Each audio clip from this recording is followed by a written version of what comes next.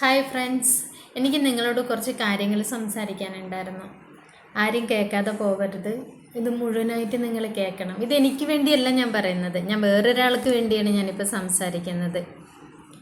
കാരണം അത് ആദ്യം മുതൽ തന്നെ തുടങ്ങുന്നതല്ലേ നല്ലത് അല്ലേ? ഞാൻ ആദ്യം മുതൽ തന്നെ പറയാം അതെന്താണ് എന്നുള്ളത്. ഞാനൊരു ദിവസം യൂട്യൂബിൽ ഇങ്ങനെ നോക്കുന്ന സമയത്ത് ഞാനൊരു വീഡിയോ കണ്ടു. അത് കണ്ടേക്കുന്നത് എന്താ വെച്ചാൽ, ഒരു വീട് വിൽപ്പനയ്ക്ക് വെച്ചേക്കാണ്. ആ വീട് നമുക്ക് കൂപ്പൺ വഴിയാണ് നമുക്ക് കിട്ടുന്നത്. ഒരു കൂപ്പൺ നമ്മളെടുത്ത് 1000 രൂപ അടച്ച് നമുക്കൊരു കൂപ്പൺ എടുത്തു കഴിഞ്ഞാൽ നറുക്കെടുപ്പ് വരികയാണെങ്കിൽ നമുക്ക് ആ വീട് സ്വന്തമാക്കാം. അത് 18 സെൻറ്റ് സ്ഥലവും 3 bedroom, 2 kitchen, hall, sit out, അങ്ങനെ നല്ലൊരു മോശമല്ലാത്തൊരു വീട് കേട്ടോ. ആരാണെങ്കിൽ നമ്മൾ ആഗ്രഹിക്കും ഒരു 1000 രൂപയ്ക്ക് ഒരു വീട് കിട്ടുകയാണെങ്കിൽ നല്ലതല്ലേ അല്ലേ? ഞാനും ആഗ്രഹിച്ചു കേട്ടോ. എനിക്ക് വീടില്ല, ഞാൻ വാടകയാണ് താമസിക്കുന്നത്. ഞാൻ അങ്ങനെ ആഗ്രഹിച്ചു. ഞാൻ എന്തുകൊണ്ട് എടുത്തെന്നറിയോ? അവരെ വിളിച്ചു, അവരുടെ നമ്പർ ഉണ്ടായിരുന്നു. ഞാൻ അവരെ വിളിച്ചു, അവരുമായിട്ട് സംസാരിക്കാൻ തുടങ്ങിയപ്പോഴുണ്ടല്ലോ, സത്യത്തിൽ എനിക്ക് ആ വീട് വേണ്ടാന്നായി. കാരണം എന്താണെന്നറിയോ? അവരുടെ കരച്ചിൽ കണ്ടപ്പോൾ ഞാൻ വിചാരിക്കും, ദൈവം ഇത്രമാത്രം സങ്കടം അനുഭവിക്കുന്ന ഒരാളാണ്. കാരണം അവർക്ക് ഒരുപാട് ബുദ്ധിമുട്ടുണ്ടായിരുന്നു. അവർ ഈ വീട് ഇങ്ങനെ 1000 രൂപ വെച്ചിട്ട് നറുക്കെടുത്തിട്ട് വെക്കാനായിട്ടുള്ളൊരു കാരണം എന്ന് പറയുന്നത് അത് അവർ തന്നെ പറയും എന്താണ് എന്നുള്ളത്. ഒരുപാട് വിഷമത്തിൽ അവരിയ്ക്കുന്നത്. അപ്പം ഞാൻ വിചാരിച്ചു, നമുക്ക് വിഷമം അനുഭവിക്കുന്ന ആരെങ്കിലും ഉണ്ടെങ്കിൽ മാത്രമേ അവർക്ക് വിഷമം മനസ്സിലാവുള്ളൂ. അച്ഛനും അമ്മയും ഇല്ലാത്ത ഒരാൾക്ക് അവരില്ലാത്തതിൻ്റെ വേദന മനസ്സിലാവും. വീടില്ലാത്ത ഒരാൾക്ക് വീടില്ലാത്തതിൻ്റെ വേദന എന്താ, വിഷമം എന്താന്ന് മനസ്സിലാവും അല്ലേ? ഇല്ലായ്മയിൽ കൂടെ വളർന്നു വന്ന ഒരാളാണെങ്കിൽ അവർക്ക് മനസ്സിലാവും. ഇല്ലാത്തവർക്കാണ് ഏറ്റവും കൂടുതൽ മനസ്സിലാവുക. പക്ഷെ ഇപ്പം കുറേ ആൾക്കാർക്ക് മനസ്സിലാകുന്നുണ്ട്. ഞാൻ അങ്ങനെയല്ല പറഞ്ഞത്, അനുഭവിച്ചറിയുന്നതും പറഞ്ഞു കേൾക്കുന്നവർ രണ്ടും രണ്ടാണ്. അപ്പം ഇവരിങ്ങനെ വീടിങ്ങനെ വിൽപ്പനയ്ക്ക് വെക്കാനുണ്ടായ കാരണങ്ങളൊക്കെ അങ്ങ് പറഞ്ഞപ്പോഴേ എനിക്ക് ഭയങ്കര വിഷമമായി കേട്ടോ. എനിക്കൊന്നും ചെയ്യാനൊന്നും പറ്റില്ല. എനിക്ക് അവരെ ഒരു 100 രൂപ വെറുതെ കൊടുത്ത് സഹായിക്കാനുള്ള ഒരു സിറ്റുവേഷൻ അല്ല ഞാനുള്ളത്. അപ്പോൾ അതുകൊണ്ട് എനിക്ക് അവരൊന്നും സഹായിക്കാനൊന്നും പറ്റില്ല. പക്ഷെ എന്നെക്കൊണ്ട് ചെയ്യാൻ പറ്റുന്നത് എന്ന് പറഞ്ഞാൽ, എനിക്കൊരു ചെറിയ ചാനലുണ്ട്. എൻ്റെത് ഒരു 10 പേര് കാണുന്ന ഒരു ചാനലല്ലേ എൻ്റെത്. അപ്പോൾ എനിക്ക് നിങ്ങളിലേക്ക് ഇത് എത്തിക്കാൻ വേണ്ടി മാത്രമേ പറ്റുള്ളൂ. അപ്പം ഞാൻ വിചാരിച്ചു, എന്നെക്കൊണ്ട് ചെയ്യാൻ പറ്റുന്ന ഒരു സഹായം, 10 പേര് ഇത് കാണുകയാണെങ്കിൽ അതിനകത്തൊരു 5 പേരെങ്കിലും അവരുടെ കൂപ്പൺ എടുക്കുകയാണെങ്കിൽ ഒരു 5 നറുക്ക് അവർക്ക് എന്താ പറയുക, ഒരു 5000 രൂപ അവർക്ക് കിട്ടുമല്ലോ. അതിൽ ഒരാൾക്ക് വീട് കിട്ടുമായിരിക്കാം. പക്ഷേ എങ്കിൽ പോലും ഞാൻ അതാണ് ആഗ്രഹിച്ചത് കേട്ടോ. അപ്പോൾ എന്നെക്കൊണ്ട് ചെയ്യാൻ പറ്റുന്നൊരു സഹായമായിട്ടാണ് ഞാനിത് ചെയ്യുന്നത്. കാരണം അവർക്ക് വീടിനെ കുറിച്ചുള്ള ഒരുപാട് ഇതും, പിന്നെ ഒരു മോളുണ്ട് നമ്മളെ മുന്നിലെല്ലാം. ഒരു മോള് എന്താ പറയുക, ഈ ഒരു ബുദ്ധിമുട്ടെല്ലാം വരുന്ന സമയത്ത് ഭയങ്കര സങ്കടമായിരിക്കും അല്ലേ? ആ സങ്കടം കണ്ടതുകൊണ്ടാണ് ഞാൻ ഈ വീഡിയോ അവരയച്ചു തന്നു. എൻ്റെ യൂട്യൂബ് ചാനലിൽ ഇടാൻ വേണ്ടി അവരെനിക്ക് വീഡിയോ അയച്ചു തന്നു. അങ്ങനെയാണ് ഞാനിത് നിങ്ങളിലേക്ക് എത്തിക്കുന്നത്. എൻ്റെ ഭാഗത്ത് തെറ്റുണ്ടോ അല്ലെങ്കിൽ ഞാൻ ചെയ്യുന്നത് ശരിയാണോ എന്നൊന്നും എനിക്കറിയില്ല കേട്ടാ. തെറ്റുണ്ടെങ്കിൽ എന്നോട് ക്ഷമിക്കുക. ഞാൻ ചെയ്യുന്ന നല്ല കാര്യമാണെങ്കിൽ, നിങ്ങൾക്ക് അങ്ങനെ തോന്നുകയാണെങ്കിൽ നിങ്ങൾ അവരെ ഒന്ന് സപ്പോർട്ട് ചെയ്യണം. എനിക്ക് അങ്ങനെയല്ലേ നിങ്ങളോട് പറയാൻ പറ്റുള്ളൂ. പരമാവധി നമ്മളടുത്ത് പല തുള്ളിയാണ് പെരുവെള്ളം ഉണ്ടാകുന്നത് അല്ലേ? നമ്മൾ 1000 രൂപ കൊടുത്തിട്ട് അവർക്ക് രക്ഷപ്പെടാൻ പറ്റുകയാണെങ്കിൽ, അങ്ങനെ അവർ രക്ഷപ്പെടുകയാണെങ്കിൽ അല്ലേ, എനിക്ക് എടുക്കണം എന്നാണ് എൻ്റെ ആഗ്രഹം. ഞാൻ എന്തായാലും ഒരു കൂപ്പൺ എടുത്തിട്ട് എന്നെ കൊണ്ട് അതല്ലേ പറ്റുള്ളൂ. പിന്നെ നിങ്ങളിലേക്ക് എത്തിക്കാനും എന്നെ കൊണ്ട് പറ്റും. ഈ 2 കാര്യങ്ങൾ ഞാൻ ചെയ്യുന്നുണ്ട്. അതേപോലെ തന്നെ നിങ്ങൾക്ക് പറ്റാവുന്ന എല്ലാവർക്കും നിങ്ങളെ എന്താ പറയുക, ഇത് എത്തിച്ചു കൊടുക്കണം.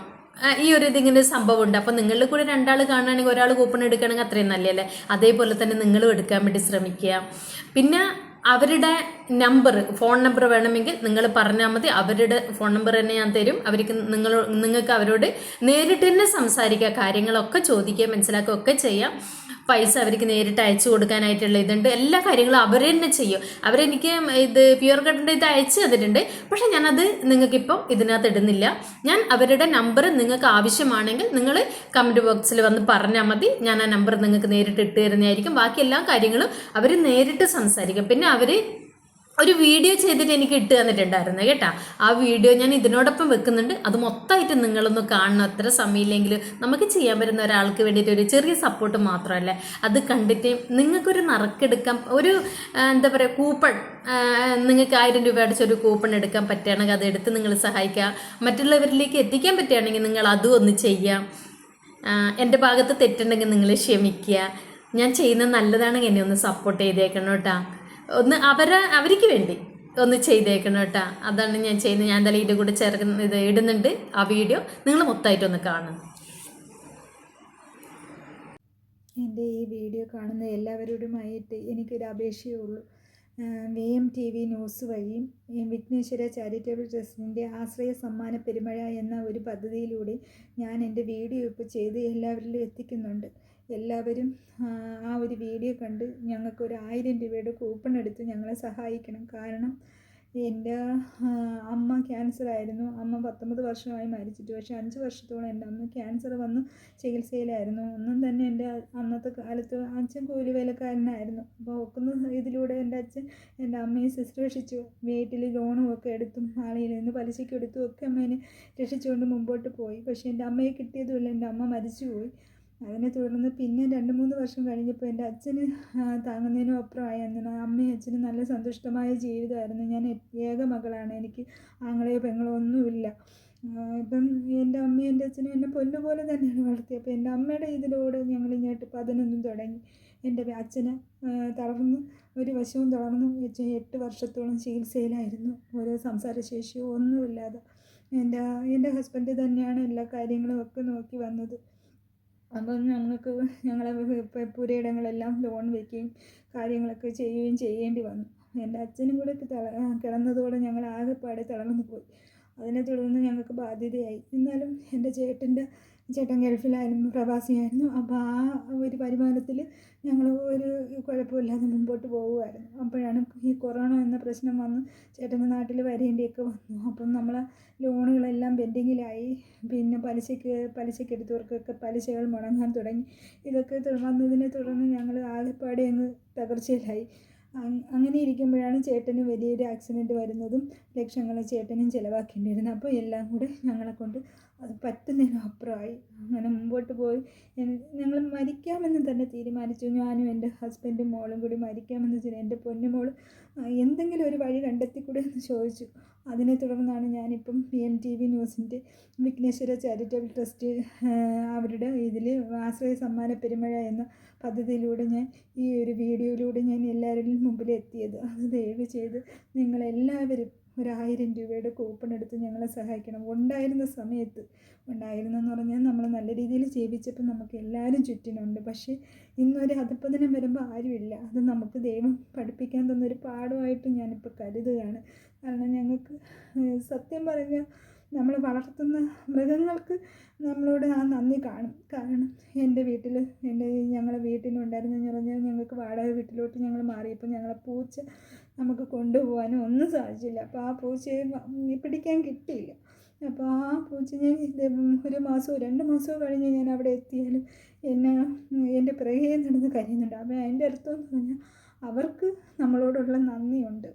നമ്മളോട് അവർ ആ നന്ദി കാണിക്കുന്നുണ്ട്. പക്ഷേ ഇന്ന് നമ്മളെ കൂടെ സന്തോഷത്തോടെ നിന്ന സമയത്ത് കൂടെ ഉണ്ടായിരുന്നവരൊന്നും നമ്മളെ കൂടെ ഇല്ല. കാരണം നമുക്ക് കടവും ബാധ്യതയും വന്നപ്പോൾ നമ്മളിലായി കുറ്റങ്ങൾ, നമ്മളിലായി കുറവുകൾ എല്ലാം പറഞ്ഞ് സത്യം പറഞ്ഞാൽ ആപത്തിൽ ഞങ്ങളിങ്ങനെ ആയിപ്പോയതാണ്. എൻ്റെ ചേട്ടനും കൂടെ അസുഖമായപ്പോൾ ഞങ്ങൾക്കൊന്നും പറ്റാണ്ടായി. അതുകൊണ്ടാണ് നിങ്ങളുടെ മുമ്പിൽ ഒരു 1000 രൂപയ്ക്ക് കൈ നീട്ടിയത്. പക്ഷേ ആൾക്കാർ പല കമൻറ്റുകളും ഇത് തട്ടിപ്പാണോ കള്ളത്തിലാണോ, അത് അവരെ കുറ്റം പറഞ്ഞിട്ട് കഥയില്ല. കാരണം ഇപ്പോൾ തട്ടിപ്പിൻ്റെയും വെട്ടിപ്പിൻ്റെയും കാലമാണ്. പ്രിയ സഹോദരങ്ങളെ, ഞങ്ങളെപ്പോലെ നിരവധി പേര് സങ്കടപ്പെടുന്നവരുണ്ട്. അത് യഥാർത്ഥത്തിൽ സങ്കടപ്പെട്ട് നമ്മൾ നിങ്ങളെ മുമ്പിൽ എത്തുന്നതാണ്. ഇത് കാപട്യമായിട്ട് കാണുന്നവർ ഇതെല്ലാം കാണിക്കുമ്പോൾ നമുക്കിപ്പോൾ ഒരു വിഷമമുണ്ട്. നമ്മളെ ജീവിതത്തിലും കൂടെ അത് ഭാഗമാവുകയാണ്. കാരണം എത്രയോ വേദനപ്പെടുന്നവർക്കും കൂടെ അതിതാണ്. അതുകൊണ്ട് ദയവ് ചെയ്ത് ഇതൊരു കള്ളത്തരമായോ ഒന്നുമല്ല ഞങ്ങൾ ചെയ്യുന്നത്. ഞങ്ങളുടെ അവസ്ഥയാണ് നിങ്ങളെ മുമ്പിൽ എത്തിക്കുന്നത്. എനിക്കൊരു പ്രായപൂർത്തിയായി 23 വയസ്സായ ഒരു മകളുണ്ട്. അതിനെ കെട്ടിച്ച് വിടാൻ പോലും പറ്റാത്തൊരവസ്ഥയിലോട്ടാണ് പോകുന്നത്. നല്ല രീതിയിൽ ജീവിച്ചു ഞങ്ങൾക്ക് ആപത്തിലൂടെ ഞങ്ങൾ പിടിച്ചു പറ്റി നിന്നേനെ. പക്ഷേ എൻ്റെ ഭർത്താവിനും കൂടെ ഇങ്ങനെ അസുഖമായപ്പോൾ എന്നെക്കൊണ്ട് പറ്റുന്നില്ല. അതുകൊണ്ടാണ് നിങ്ങളെ മുമ്പിലൊക്കെ ഞാൻ എൻ്റെ ഒരു കിടക്കടം വെച്ച് ഒരു 1000 രൂപയുടെ ഒരു കൂപ്പണിലൂടെ നിങ്ങളോട് ചോദിക്കുന്നത്.